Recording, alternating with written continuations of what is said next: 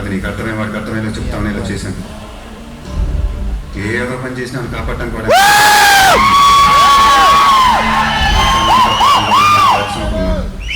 లేదంటే నీ దగ్గర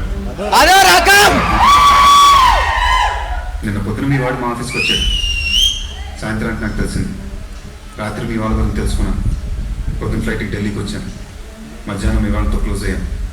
సాయంత్రానికి మీరు మాట అర్థం చేసుకున్నారు. అనుకున్న దానికన్నా ఫాస్ట్గా అయిపోయింది. వాడికి అర్థమేలా చెప్తారుగా. ఒకడే కొడుకునుకుంటా బయలుదేరినైతే మళ్ళీ మీ ఆవిడ పాప ఫోన్ చేశారు, నన్ను కాల్ పెడతారు.